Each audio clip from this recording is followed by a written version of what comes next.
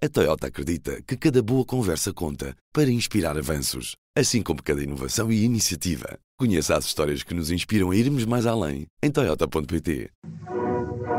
Le pacifisme et tout ce qu'il recouvre, il est à l'ouest. Et les euromissiles, ils sont à l'est. We shall fight in the hills. We shall never surrender. Não estamos mais isolados. A solidariedade europeia não nos faltará. Diplomatas, um podcast de análise da atualidade internacional com Teresa de Sousa e Carlos Gaspar. Bom dia e bem-vindos a mais um episódio do podcast Diplomatas no Público. Eu sou o Ivo Neto e comigo está a jornalista Teresa de Sousa e o investigador Carlos Gaspar. Estamos a gravar na tarde de quinta-feira, dia 6 de junho. A votação para as eleições europeias já começou oficialmente em alguns dos 27 Estados da União Europeia e prolonga-se até ao próximo domingo. Portugal concentra a votação toda no dia 9.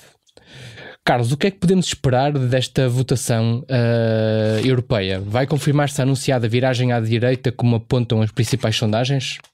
Aparentemente sim. Há três indicações que me parecem interessantes nas vésperas das eleições. A primeira é que é possível que os partidos nacionalistas da direita passem a representar qualquer coisa como um quarto e um quinto do eleitorado europeu. Um quinto se tudo correr bem, um quarto se as coisas correrem menos bem. As sondagens dão-lhes 22% é a meio entre 20% e 25% do voto europeu. Isso significa um aumento muito substancial em relação a 2019, mais de 40% dos votos, e em certos países bastante mais do que isso, incluindo em Portugal, onde há um provável, segundo as sondagens, aumento muito substancial em relação às últimas eleições, comparáveis em todo o caso. O segundo ponto é que se essa indicação se confirmar, há uma nova configuração do Parlamento Europeu na qual o Partido Popular Europeu passa a ser um partido charneira, não o principal partido de uma coligação moderada com os liberais e os sociais-democratas, mas um partido charneira entre a esquerda e a direita, entre uma esquerda socialista e uma direita nacionalista no Parlamento Europeu, com maior ou menor capacidade de agregar outras forças moderadas centristas, de centro-direita, centro-esquerda, que têm posições mais minoritárias. A boa notícia aqui é que o Partido Popular Europeu continua a ser, apesar de tudo, a primeira força.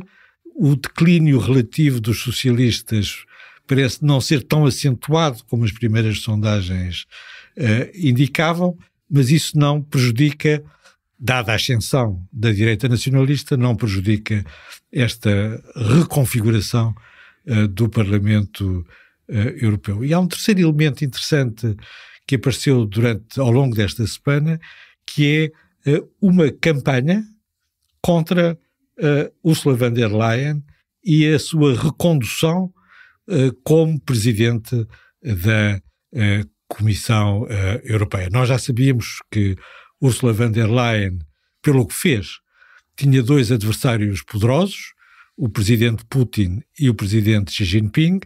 Ficámos a saber esta semana que tem mais dois oponentes consideráveis, o chanceler alemão e o presidente francês. Não estão em muito boa companhia uns e outros, mas há aqui uma coligação negativa contra Ursula von der Leyen que é bastante impressionante e que está a dominar um pouco a campanha nesta última fase. Vale a pena dizer que se a União Europeia é hoje o que é, se tem uma posição clara em relação à Ucrânia, designadamente, e à questão da guerra na Europa, isso deve-se muito substancialmente a Ursula von der Leyen. Ursula von der Leyen foi a primeira a ir a Kiev. Ela e a Presidente do Parlamento Europeu. Se há uma política europeia em relação à China, com um mínimo de realismo e de ponderação, isso deve-se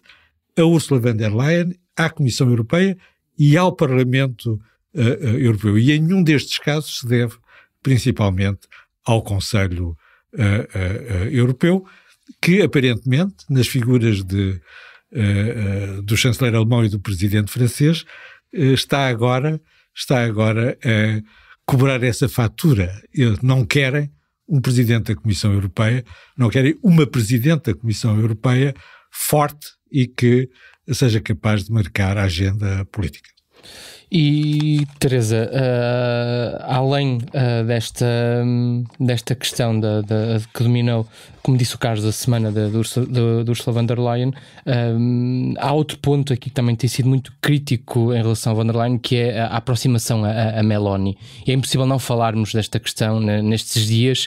Existe quase aqui como uma tentativa de apropriação de Meloni. Toda a gente vai estar a olhar para ela às 19h15 de Lisboa, no domingo, para perceber, por um lado, existe a tentativa do grupo de Le Pen de aproximar-se de Meloni, mas ao longo destes últimos meses, von der Leyen também não se recusou a trabalhar com Meloni, e terá sido também isso uma das causas destas críticas que foi alvo a Ursula von der Leyen. Qual é que é o papel que a italiana tem, de facto, e pode ter no domingo?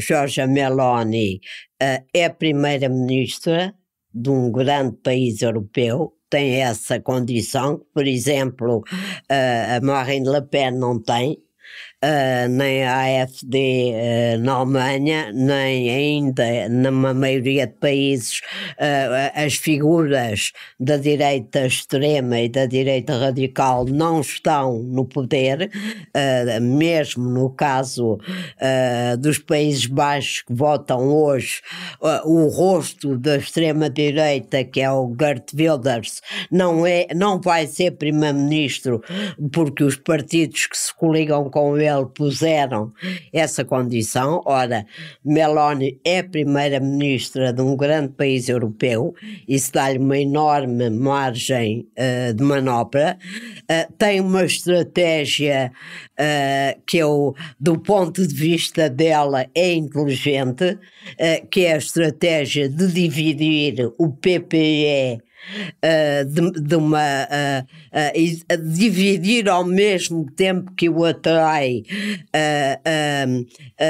e daí o seu bom comportamento, entre aspas, sempre em Bruxelas, o facto de ter cumprido todas as condições que apresenta a Comissão, que Ursula von der Leyen punha para receber o apoio de Meloni e o apoio do grupo dos conservadores e reformistas da União Europeia. É contra o Putin, é a favor do apoio incondicional à Ucrânia, formalmente defende o Estado de Direito, embora haja queixas internas na Itália de que ela cai em algumas tentações próprias dos partidos iliberais da União Europeia. Portanto, cumpre os critérios que a própria Ursula von der Leyen colocou para receber apoios para a sua recandidatura à presidência da Comissão, e diz uma coisa muito simples, que tem uma estratégia simples, que ela resume de uma maneira muito simples, que nem sequer esconde. Quero que o Parlamento Europeu funcione como os parlamentos nacionais dos países membros da União Europeia costumam funcionar, que é há uma direita e há uma esquerda. Ela resume assim a sua estratégia. Portanto, ela quer um Parlamento Europeu com uma grande coligação que seja diferente daquela que existiu até hoje, desde que o Parlamento Europeu funciona e é eleito diretamente, desde 79. Ela quer uma aliança com o PPE, se não o puder ter uma aliança com o PPE, que em termos formais é impossível, pelo menos dividir o PPE e atraí-lo em algumas políticas específicas para o lado dos conservadores e reformistas, do grupo da direita radical da qual ela faz parte e cujo partido é o grande partido neste momento desse grupo.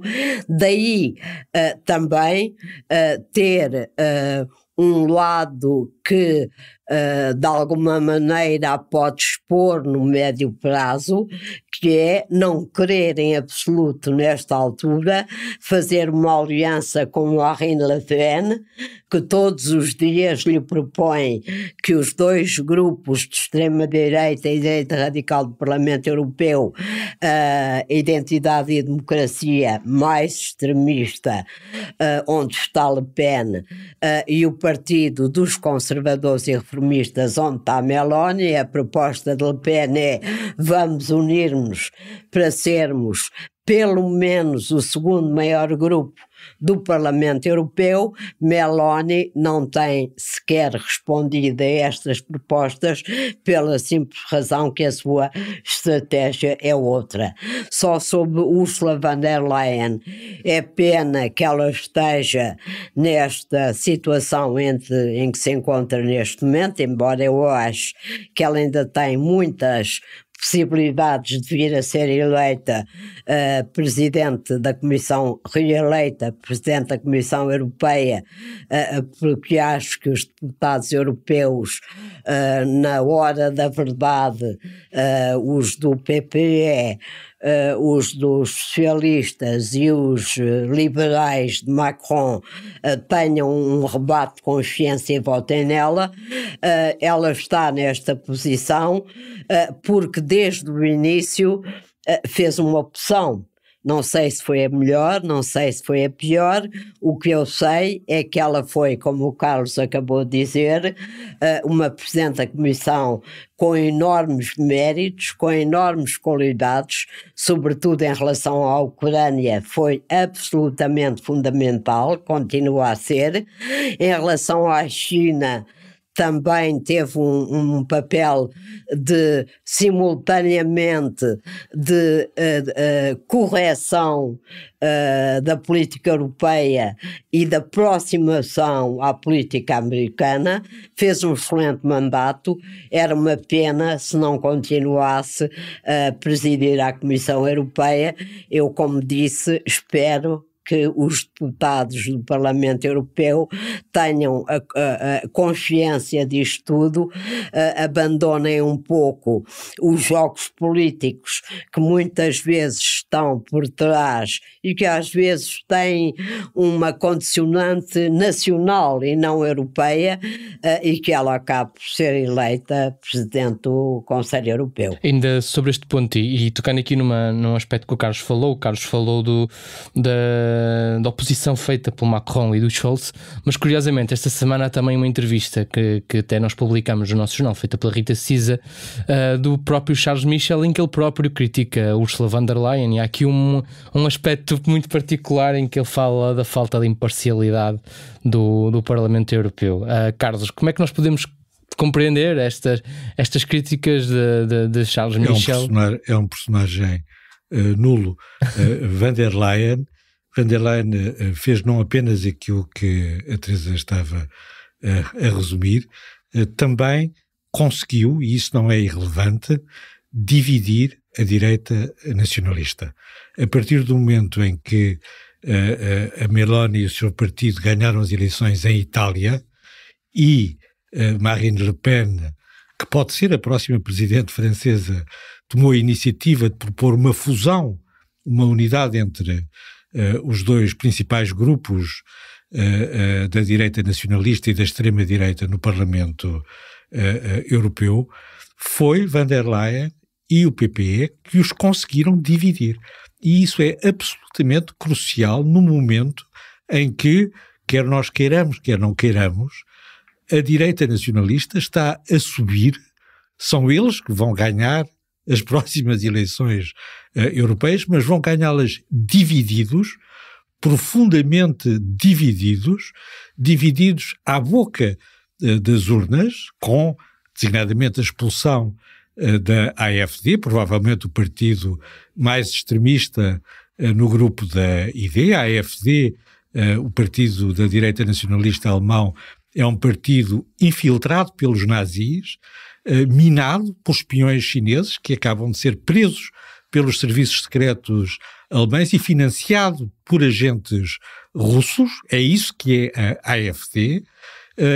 Conseguiu dividir na véspera das eleições a direita nacionalista, coisa que mais ninguém conseguiu, e portanto, além daquilo que fez relevante para a União Europeia no seu conjunto, também teve uma intervenção crucial para poder tentar salvar, não está garantido que o faça, o centro europeísta, que, apesar de tudo, não é?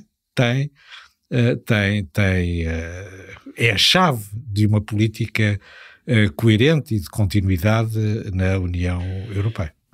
Só posso acrescentar uma coisa, o que tem sido, do meu ponto de vista, também muito impressionante nesta campanha eleitoral para as eleições europeias, impressionante e preocupante, é que não só partidos destes dois grupos vão ganhar as eleições provavelmente em 9 países da União Europeia e obter o segundo ou terceiro lugar noutros 9, o que diz muito do novo mapa político da União Europeia, como mesmo em países onde a sua votação não vai ser tão significativa, eles conseguiram contagiar o debate.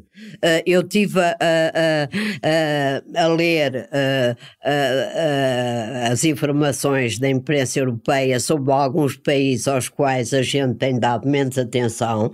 Um deles é a Irlanda, onde os 3 principais partidos, os que governam em coligação do centro-direita e a oposição de esquerda do Sinn Féin, ganharão as eleições. Não há nenhum partido de extrema-direita com capacidade sequer para ter representação no Parlamento irlandês, mas pequenos partidos de extrema-direita conseguiram contaminar em absoluto o debate na Irlanda, com uma campanha "a Irlanda é para os irlandeses", fora com os imigrantes, fora com o terror climático, que é outra das suas bandeiras, contra aquilo que eles dizem que é o exagero das políticas europeias, contra uma coisa que eles de alguma maneira recusam, que é o perigo das alterações climáticas, e conseguiram pôr os outros partidos, os partidos centristas normais,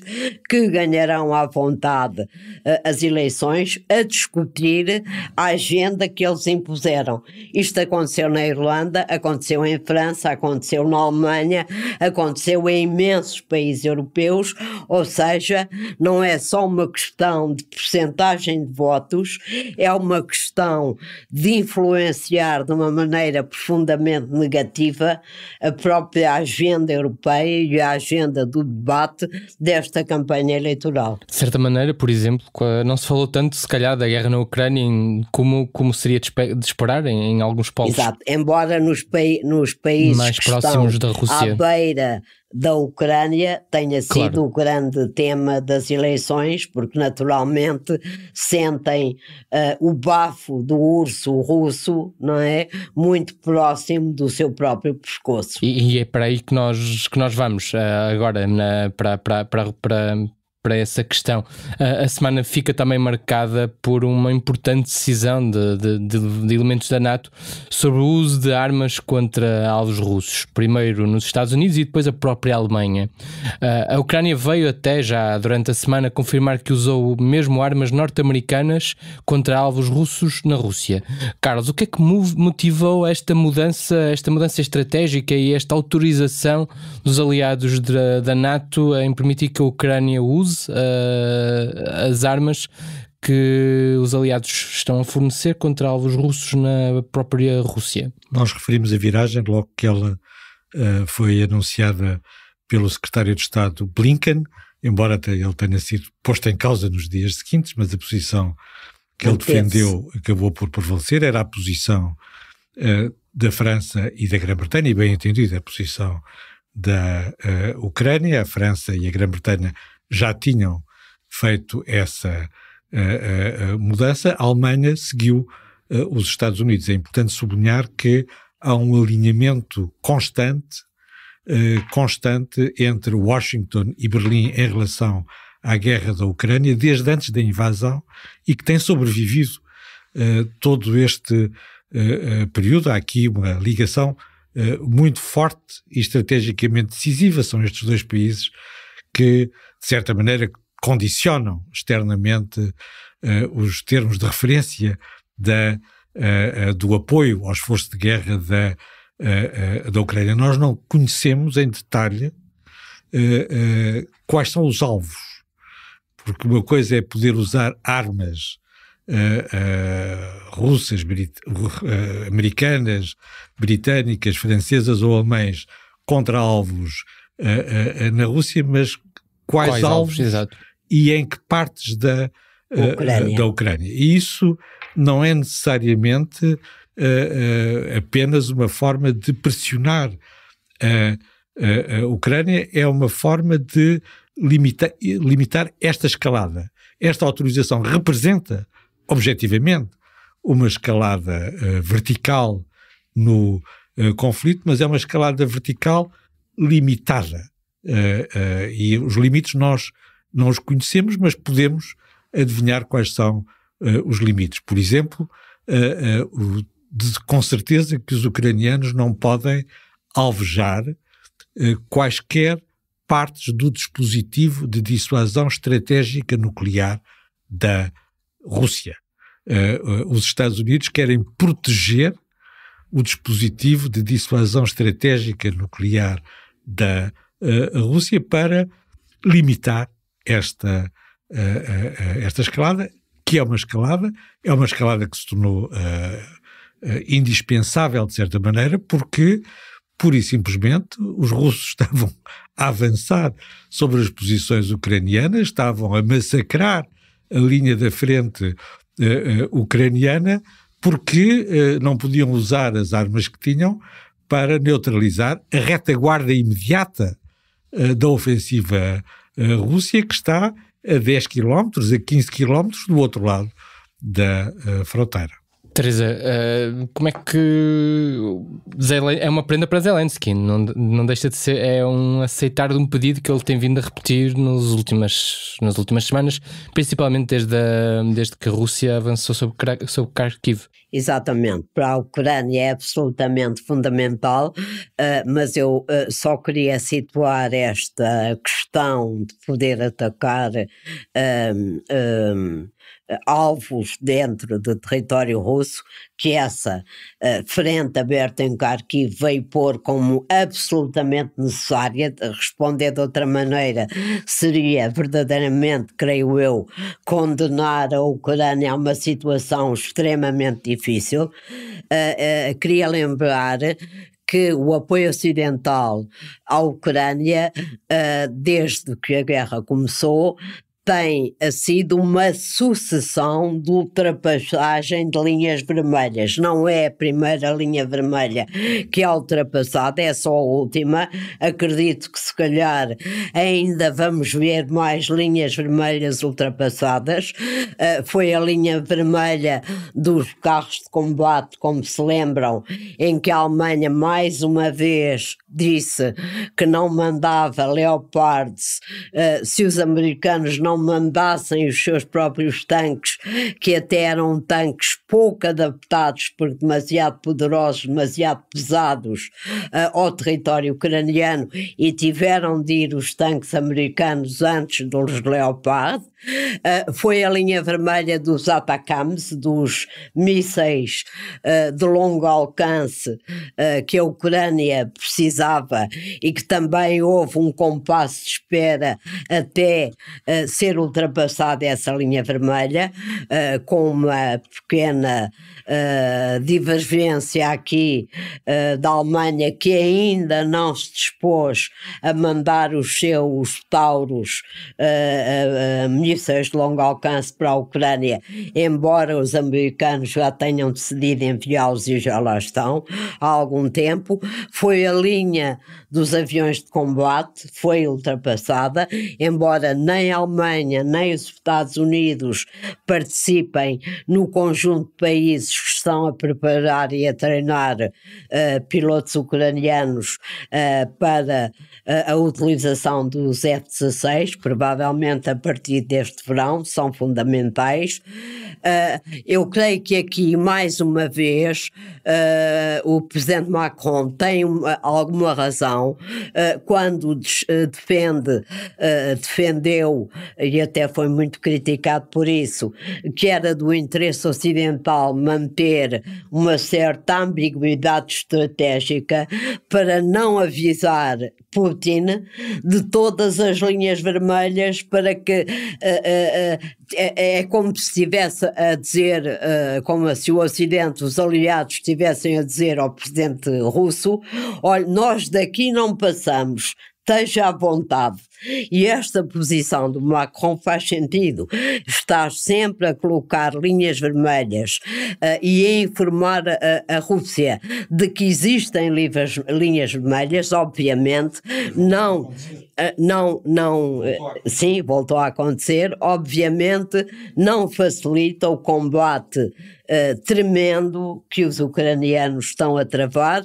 E mais uma vez, como hoje disse o presidente Biden durante as cerimónias dos 80 anos do desembarque na Normandia,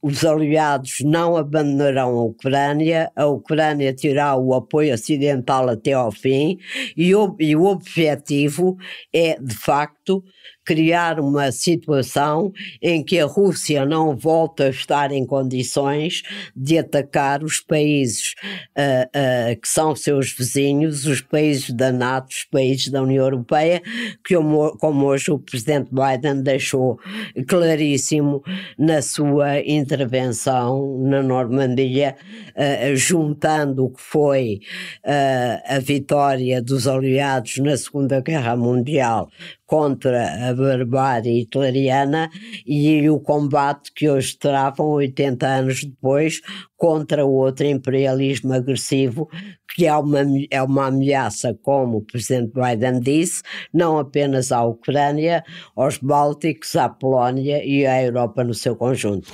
E o Carlos falou aqui numa questão que é uma escalada vertical, e hoje temos uma resposta do Kremlin em que admitem que, se por um lado a NATO está a apoiar a Ucrânia fornecendo armas contra alvos russos, a Rússia pode também fornecer armas noutras geografias a países que se sintam ameaçados pelos aliados da NATO. Podemos ter, por exemplo, um gravar de tensões em África, onde a Rússia tem alargado, no fundo, a sua esfera de influência, Carlos? Duvido que seja esse o sentido da resposta da Rússia. A Rússia e os Estados Unidos, é pelo menos essa a política do presidente dos Estados Unidos, devem respeitar regras quando estão numa situação de conflito, mesmo uma situação de conflito indireto, como é o caso da guerra da Ucrânia, outras situações. Esse é o legado da Guerra Fria. Durante a Guerra Fria, os Estados Unidos e a União Soviética definiram, desde a Guerra da Coreia, desde 1950, um certo número de condições que regulam os conflitos entre as duas principais potências nucleares. E esse legado da Guerra Fria, do ponto de vista do presidente Biden, deve continuar a ser respeitado. E esperemos que na Rússia ainda haja quem tenha a memória da Guerra Fria e que respeite o legado da Guerra Fria. Só um pequeno acrescento, o presidente Biden, evidentemente, os Estados Unidos, é ele que os representa, tem aqui uma posição de uma enorme responsabilidade na condução desta guerra. O presidente dos Estados Unidos nesta guerra não é nem o presidente da França, nem o presidente da Alemanha, nem o primeiro-ministro, nem o chanceler alemão, nem o primeiro-ministro britânico, é o primeiro responsável por aquilo que acontece na Ucrânia e por aquilo que pode acontecer derivado da guerra na Ucrânia. Por isso, nesse sentido, compreende-se muitas vezes, embora ele seja muito criticado, a prudência com que ele gere esta guerra, porque evidentemente se houvesse mesmo a escalada que Putin está sempre a prometer, mas que não tem grandes condições para realizar, quem teria de resolver o problema, em primeiro lugar, seriam os Estados Unidos. E voltando a falar de eleições, mas numa geografia totalmente diferente, esta semana foram conhecidos os resultados das eleições na Índia, o país mais populoso do mundo, numas eleições que começaram de facto há 2 meses. O primeiro-ministro Narendra Modi perdeu a maioria parlamentar e vai mesmo ter de negociar com aliados para governar. Não deixa de ser um resultado surpreendente, Teresa. O que é que aconteceu aqui quando todos os analistas, no fundo, esperavam uma renovação e até um reforço do poder do partido que estava no poder? Primeira coisa que eu queria dizer é que o que aconteceu é bem-vindo, porque é agradável que num país que é considerado não a mais poderosa democracia do mundo, porque esse palmarés pertence aos Estados Unidos da América, mas a maior democracia do mundo, que é de alguma maneira se mantém assim desde a libertação do Império Britânico em 1947 e, portanto, é o facto de ser a maior democracia do mundo é algo que temos de acalentar, de acarinhar, de elogiar. O que é que aconteceu com Narendra Modi desde há 10 anos a esta parte é que enveredou por um etnonacionalismo extremo, no qual a maioria da população indiana, que é hindu, teria digamos um papel e direitos e uma supremacia em relação às minorias, nomeadamente à minoria muçulmana, que não é obviamente recomendável, nem sequer é compatível com uma verdadeira democracia. E foi esse desvio nacionalista hindu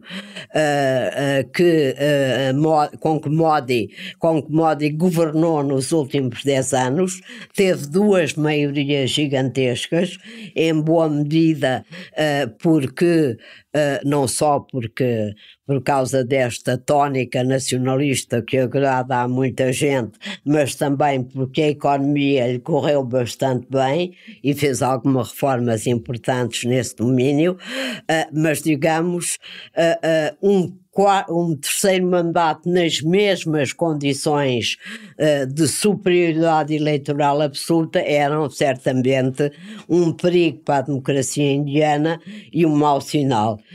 Esta travagem da sua ascensão é uma boa notícia, tem as mais variadas explicações, algumas das quais têm a ver com a economia, embora continue num ritmo de crescimento elevado. A verdade é que houve um enorme aumento da desigualdade social. Se é possível haver aumento da desigualdade num país já de si tão desigual, mas houve, há alguns problemas de natureza económica e talvez isso tenha refriado um pouco o entusiasmo dos eleitores indianos, e Modi vai ter de fazer um governo com alguns aliados minoritários que faziam parte da sua aliança nacional, e vai ter uma oposição numa posição de maior força e de maior equilíbrio no Parlamento indiano. O problema destes regimes que viram no sentido nacionalista e liberal é quando se perpetuam demasiado tempo no poder. Temos o exemplo europeu de Orbán, que já limitou o suficiente as regras básicas de um Estado de Direito e de uma democracia liberal para ter melhores condições para se perpetuar no governo.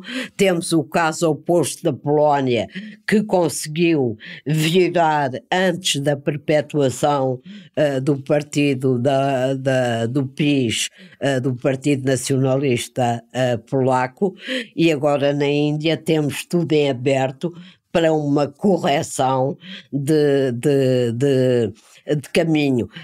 Só para as pessoas terem ideia, Modi mandou construir uma estátua gigantesca de uma deusa hindu em cima das ruínas de uma mesquita que foi incendiada pelos hindus, como aconteceu em muitos sítios desse país gigantesco que é a Índia. São estes sinais que muitas vezes nós não nos apercebemos aqui, que não temos uma informação muito completa ou muito imediata sobre o que se passa na Índia.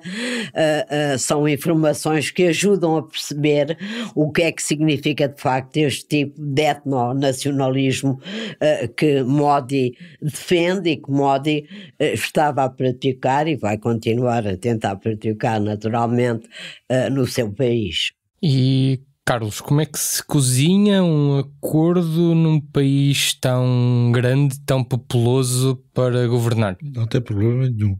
E o primeiro-ministro Modi vai tomar posse no dia 9 para o seu terceiro mandato como primeiro-ministro, porque se o seu partido perdeu a maioria absoluta, a coligação governamental que já existia mantém a sua maioria absoluta, e o Partido do Congresso subiu, recuperou, mas o Partido do Congresso e os seus aliados na Câmara do Povo indiana continua a ser uma minoria. Portanto, esse problema não existe. Existe um problema que é explicar por que razão é que o partido Narendra Modi, que teve um mandato absolutamente excepcional, um primeiro e um segundo mandato absolutamente excepcionais para não apenas o desenvolvimento interno, económico e social da Índia, mas também para a projeção da Índia como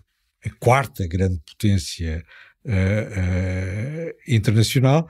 Porque é que isso aconteceu? Queria sublinhar a parte do desenvolvimento económico e social. A percentagem da população em pobreza extrema na Índia baixou de 16% para 7%. Isso é uma revolução em relação à Índia. É verdade que em Portugal não se presta uma grande atenção à Índia, mas há a emergência de uma classe média educada, forte, com uma grande capacidade e um nível de vida comparável às classes médias europeias, ocidentais. 300 milhões de pessoas têm a vantagem sobre as classes médias europeias que falam o inglês como a primeira língua. São, efetivamente, uma grande democracia. Têm também, de facto, problemas de construção do Estado e de centralização do Estado. A Índia, ou a União Indiana, é um país extremamente fragmentado e uma das prioridades do primeiro-ministro Modi é criar um Estado central forte pela primeira vez na história da Índia. Isso é indispensável para competir com a China à escala asiática e, de certa maneira, à escala internacional. Esses processos muitas vezes têm um lado rude e brutal, como é o caso, a Teresa estava a sublinhar isso muito bem, de uma posição radical em relação à minoria muçulmana. A minoria muçulmana na Índia são apenas 200 milhões de pessoas. 200 milhões em 1,4 mil milhões continua a ser uma minoria, mas, apesar de tudo, são 200 milhões. E aí o resultado destas eleições no estado do Uttar Pradesh, onde há uma forte minoria indiana, 33 milhões, é interessante porque aí o partido nacionalista, o partido do primeiro-ministro Modi, perdeu um terço dos votos. Um terço dos seus eleitores. É para isso que servem as democracias, é para nos mostrar, e de uma maneira aritmética, que as más políticas têm consequências negativas do ponto de vista eleitoral. Esperemos que, justamente porque é uma democracia, é uma grande democracia pluralista, há do lado ocidental uma posição arrogante em relação à democracia indiana, que diz que é uma democracia liberal ou uma coisa qualquer desse tipo. A democracia indiana é uma grande democracia. Os europeus e os americanos têm de aprender a respeitar as democracias que não são nem europeias nem ocidentais, e vamos ver, esperemos que Modi corrija a mão nessa dimensão e que mantenha as políticas económicas e sociais que tem seguido e que têm garantido que a Índia está a crescer mais anualmente do que a China, ultrapassou a China não apenas na população, mas também em ritmo de crescimento, e que consiga transformar-se numa grande potência. A melhor notícia que nós podíamos ter na política internacional é que a Índia seja uma grande potência democrática. Só queria acrescentar, primeiro, que as democracias na Índia ou no qualquer outro sítio têm de respeitar as minorias, não podem incendiar mesquitas nem matar pessoas de outras etnias, nem na Índia, nem em qualquer outro sítio. E queria sublinhar, tirando este pequeno à parte, e que o nacionalismo nunca é uma boa via para consolidar grandes democracias como é a indiana, e queria sublinhar este último aspecto que o Carlos frisou, para o Ocidente, para as democracias ocidentais, uma Índia economicamente forte, democrática, e com uma projeção externa maior do que aquela que tem tido até agora, é fundamental como contraponto ao poder da própria China na Ásia-Pacífico. Mas o contraponto não é só feito pela economia, pelo facto do crescimento da economia indiana ter sido nos últimos anos superior ao crescimento da China, só pode ser contraponto, obviamente, se funcionar como uma democracia, contrariando o modelo totalitário que é o modelo chinês. E muito obrigado aos dois. Eu convido quem nos ouviu hoje e ainda amanhã a ler os trabalhos que o público fez ao longo destas semanas sobre as europeias. Está tudo no site do nosso jornal. Nós na próxima semana fazemos uma folga para descansar e para gozar as festividades da cidade de Lisboa e os santos que se celebram noutras zonas do país. Regressamos então daqui a 2 semanas. Muito obrigado. Obrigado. Obrigada. O podcast Diplomatas é uma parceria Público-IPRI, Instituto Português de Relações Internacionais.